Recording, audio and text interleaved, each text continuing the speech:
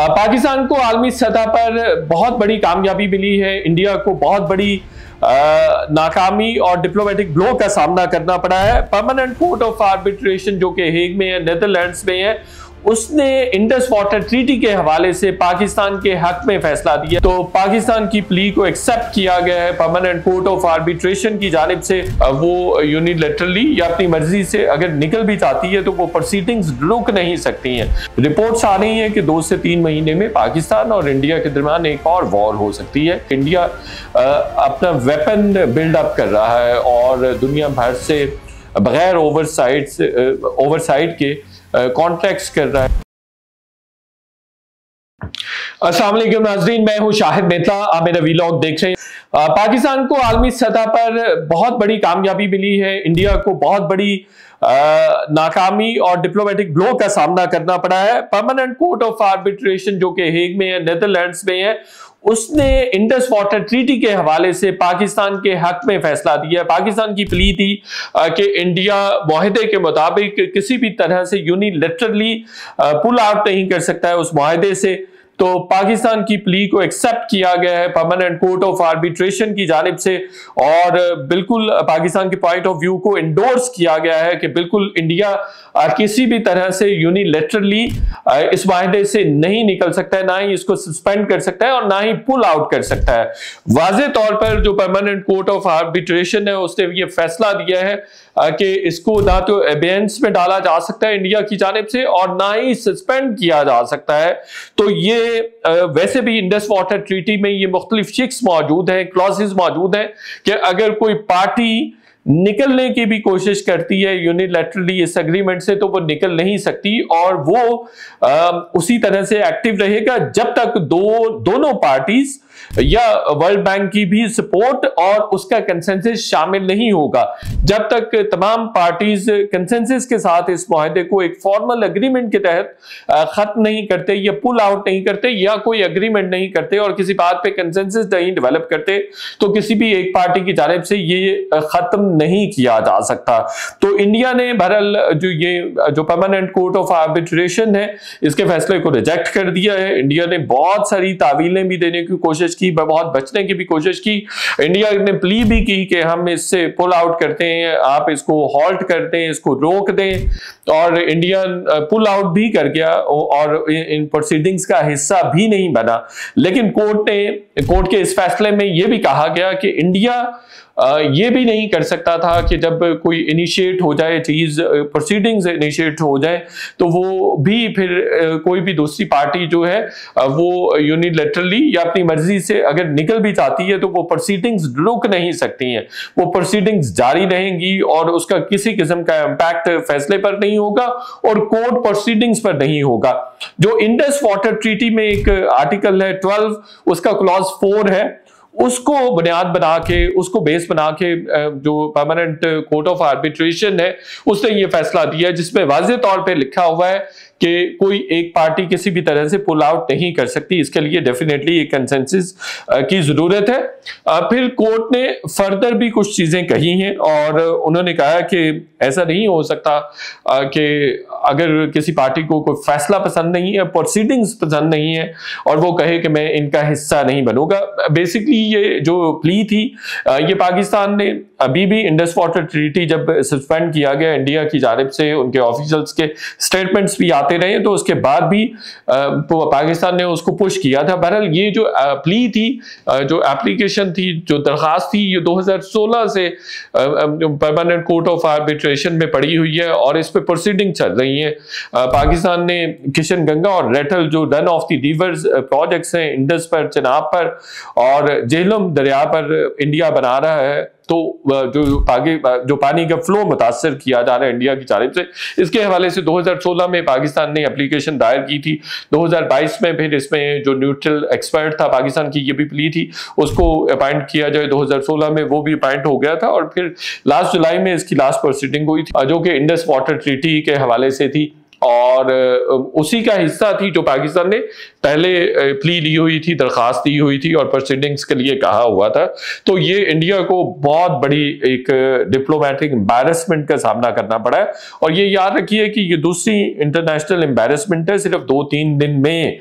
एक तो जो एससीओ डिफेंस मिनिस्टर समिट था उसमें भी इंडिया को भरपूर शर्मिंदगी का सामना करना पड़ा कि किस तरह से इंटरजेक्ट करने की कोशिश कर रहा था टेररिज्म को, और पहलगाम जो अटैक है उसको, जो ज्वाइंट कम्युनिक था उसमें इंदराज करवाने की, उसमें रजिस्टर करवाने की कोशिश करता रहा है कि उसको मेंशन किया जाए, लेकिन तमाम पार्टीज ने रिफ्यूज कर दिया कि ये एक रीजनल फोरम है, बड़ा फोरम है, रीजनल ग्रुपिंग है, तो इसमें किसी भी तरह से जो माइनर डिस्प्यूट्स हैं उनको हिस्सा नहीं बनना चाहिए और उनको मेंशन नहीं किया जाना चाहिए। तो ये भी बहुत बड़ी शर्मिंदगी थी इंडिया के लिए और पाकिस्तान की डेफिनेटली फतह। पाकिस्तान के स्टांस को इंडोर्स किया गया कि ये माइनर चीज़ों, और एक कंट्री का अगर इल्ज़ाम है तो उसको रीजनल जो फोरम्स है उसमें मेंशन नहीं होना चाहिए, उसको रेफरेंस के तौर पे पेश नहीं होना चाहिए। और चाइना की भी यही पोजीशन थी जो अल्टीमेटली अपहोल्ड हुई है। इस पे बहुत ज़्यादा वजाहतें देने की कोशिश की है इंडिया ने, लेकिन ना दुनिया ने और ना इस रीजनल ग्रुपिंग ने इसको इंडोर्स किया है, विंडिकेट किया है। तो इंडिया के लिए ये तीसरे दिन में, 3 दिनों में दूसरा बड़ा डिप्लोमेटिक ब्लो है। ऐसा लग रहा है जैसे इंडिया आइसोलेट हो रहा है। दूसरी तरफ ये हजीमत, ये शर्मिंदगी, ये खिफत मिटाने के लिए इंडिया काफी बौखलाहट का शिकार नजर आता है, काफी डेस्परेशन का शिकार नजर आता है। रिपोर्ट्स आ रही हैं कि 2 से 3 महीने में पाकिस्तान और इंडिया के दरमियान एक और वॉर हो सकती है, एक और जंग हो सकती है। कल मैंने आपके साथ शेयर किया था कि इंडिया अपना वेपन बिल्डअप कर रहा है और दुनिया भर से बगैर ओवरसाइट के कॉन्ट्रैक्ट्स कर रहा है, वेपन के कॉन्ट्रैक्ट्स कर रहा है, अपनी एम्यूनेशन को बढ़ा रहा है, जो जदीद लेटेस्ट असलहा है उसको बढ़ा रहा है और उसका जो स्टॉक फाइल है उसको बढ़ा रहा है। उसमें ड्रोन्स हैं, डिफरेंट तरह की नाइट राइफल्स हैं, नाइट साइड राइफल्स हैं और इस तरह की बहुत सारी चीज़ें हैं जो इंडिया मुख्तलिफ ममालिक से ले रहा है। ड्रोन्स जो है वो काफ़ी किस्म के हैं जो इंडिया बाय करने की कोशिश कर रहा है, बल्कि कर रहा है, कॉन्ट्रैक्ट्स कर लिए हुए हैं। तो नजर आ रहा है कि इंडिया जंग की तैयारी कर रहा है और पाकिस्तान भी प्रिपेयर्ड है। लेकिन ये बड़ी खतरनाक बात है कि ये ऐसी रिपोर्ट्स आ रही हैं, ऐसी बातें, ऐसी इंफॉर्मेशन सामने आ रही है कि इंडिया अगले 2 से 3 महीने में दोबारा कोई ना कोई बड़ी शरारत करने जा रहा है और डेफिनेटली खित्ते का अमन उससे मुतासिर होगा।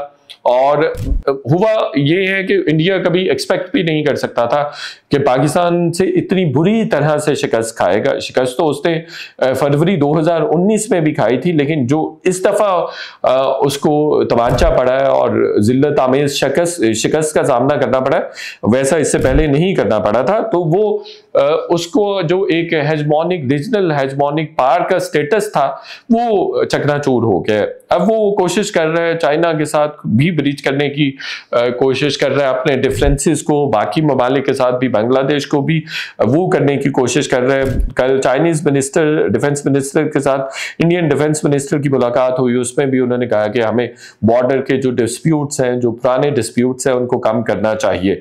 लेकिन यही बात वो पाकिस्तान के साथ करने के लिए तैयार नहीं है। लेकिन इंडिया समझता है कि चाइना एक बड़ी सुपर पावर भी है और उसको किसी भी तरह से वो जेल नहीं कर सकता है, तो इसलिए उसके साथ वो चीजों को सेटल डाउन करने की कोशिश कर रहा है। लेकिन पाकिस्तान बार बार डायलॉग की और मुज़ाकरात की बात कर रहा है, डिप्लोमेसी की बात कर रहा है, लेकिन उस पे इंडिया आने के लिए तैयार नहीं है और उसको लगता है कि शायद वो पाकिस्तान से बदला ले सकता है, ये पाकिस्तान को शिकस्त दे सकता है, लेकिन ऐसा होने नहीं जा रहा है। तो दूसरी तरफ जो रीजनल कंट्रीज हैं वो भी अब पाकिस्तान को पहले से ज्यादा प्रायोरिटी भी दे रहे हैं और उनको अब समझ भी आ गई है कि किसका एक बहुत पीस कीपर कंट्री का, स्टेट का मिजाज रहा है, कंडक्ट रहा है, वो डेफिनेटली पाकिस्तान का रहा है। इंडिया एक एग्रेसर के तौर पे सामने आया है पूरी दुनिया के सामने भी, और रीजन में तो ऑलरेडी वो सर्टिफाइड था, मुस्तनद था, एक्नॉलेज था। तो जिस तरह से पाकिस्तान ने एब्जॉर्ब किया और फिर अपना रिस्पॉन्स किया, रिएक्ट नहीं किया पाकिस्तान ने इंडिया के हमलों के जवाब में, बल्कि उसने रिस्पॉन्ड किया। तो ये बहुत बड़ी बात थी। तो एक पीस कीपर कंट्री के तौर पे, एक मैच्योर न्यूक्लियर स्टेट के तौर पे पाकिस्तान बहुत ज़्यादा इमर्ज हुआ है, उसने अपना स्टेटस बहुत ज़्यादा अपग्रेड किया है। जो चाइना, पाकिस्तान और बांग्लादेश के मुख्तलिफ ऑफिशियल्स की SCO के समिट के साइड लाइन पे मीटिंग हुई है, उससे भी काफ़ी मुस्तरब नज़र आता है, परटर्ब नज़र आता है इंडिया, काफ़ी परेशानी का शिकार नज़र आता है। चूँकि जो मोहम्मद यूनुस है, एडमिनिस्ट्रेटर हैं बांग्लादेश में, उनके साथ उनकी नहीं बन रही। हसीना वाजिद के साथ उनके बड़े अच्छे मामला थे, हसीना वाजिद को पनाह भी दिए इंडिया ने, ये सारे मामला थे। अब इंडिया के साथ उनका उस तरह से बन नहीं रहा है, सिलसिला नहीं बन रहा है। और पाकिस्तान के साथ डेफिनेटली मोहम्मद यूनुस बहुत अच्छा शो कर रहे हैं, और अदरवाइज भी बांग्लादेश की फॉरेन पॉलिसी में काफ़ी चेंज नज़र आ रहा है।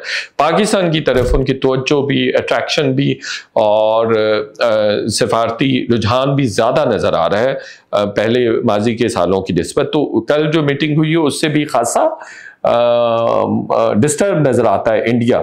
उसकी एक वजह यह भी है कि जो चाइना की इन्वेस्टमेंट है बांग्लादेश में भी काफ़ी ज़्यादा हैवी है, और इस पूरे रीजन को चाइना अब चलाने की भी कोशिश कर रहा है। म्यांमार में भी चाइना की अच्छी खासी इन्वेस्टमेंट है, पाकिस्तान में भी इन्वेस्टमेंट है $64 बिलियन की, बांग्लादेश में भी है। तो ये पूरे रीजन में एक तरह से, और फिर सेंट्रल एशिया में भी, और फिर अफगानिस्तान में भी, तो ये पूरा रीजन जो है एक तरह से चाइना के कंट्रोल में, टू सम एक्सटेंट डिप्लोमेटिक या फाइनेंशियल कंट्रोल में चला जाएगा।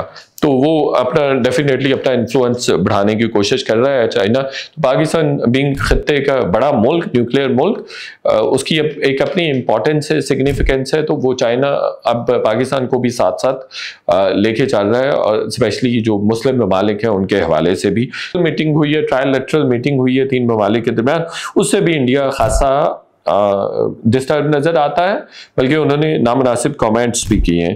तो इस तरह का सिलसिला है। और आप देखिए कि इंडिया और ईरान के बहुत अच्छे ताल्लुकात रहे हैं, लेकिन हालिया जो एग्रेशन, जो ब्रूटैलिटी इसराइल की जानिब से शो की गई, एक्सरसाइज की गई, हमला किया गया ईरान पे, उसकी इंडिया ने मजम्मत बिल्कुल भी नहीं की। उसने सिर्फ, जो इंडियन प्राइम मिनिस्टर का बयान आया हुआ था उसमें सिर्फ ये कहा गया था कि जो इश्यूज़ हैं, बायलैटरल इश्यूज़ हैं, डिस्प्यूट्स हैं, उनको बायलैटरली तय करना चाहिए, बातचीत से वो मसले का हल निकालना चाहिए। लेकिन उन्होंने किसी किस्म की मजम्मत नहीं की। सो मच सो कि जो SCO समिट था डिफेंस मिनिस्टर्स का, उसने भी कंडेमनेशन की स्टेटमेंट इशू की, लेकिन इंडिया ने उस पर भी साइन करने से मना कर दिया, रिफ्यूज कर दिया। तो इंडिया इस तरह से आइसोलेट होता हुआ नजर आ रहा है, ना सिर्फ बल्कि किसी भी बड़े ग्रुपिंग का, रीजनल ग्रुपिंग का, इंटरनेशनल और रीजनल फोरम्स का हिस्सा बनने के लिए तैयार नहीं है। अपना ही उसने एक डायरेक्शन और अपना सिलसिला शुरू किया हुआ है। SCO जो सार्क का समिट है 2016 में इस्लामाबाद में होना था, इंडिया ने रिफ्यूज कर दिया, बाकी दिगर ममालिक भी पुल आउट कर गए। तो इंडिया का एक कॉन्स्टेंट बिहेवियर है, मुसलसल वो सबोताज कर रहा है चीज़ों को, रीजनल पीस को भी, कॉपरेशन को भी। और जैसे रीजन, पूरी दुनिया में ट्रेंड है रीजनलाइजेशन का, कि रीजन तरक्की कर रहे हैं और रीजनलाइजेशन बहुत ज़्यादा तवज्जो दी जा रही है इस पर। लेकिन इंडिया बहुत बड़ी रुकावट है इस खत्ते की तरक्की में। इन सारे सिनेरियो को देखा जाए कि किसी, ना तो इंडिविजुअल लेवल पे वो किसी नेगोशिएशन का, किसी डायलॉग का हिस्सा बनना चाहता है, बातचीत का, टॉक्स का हिस्सा बनना चाहता है, और ना रीजन के लेवल पे करना चाहता है। ये बहुत बदकिस्मती वाला मामला है।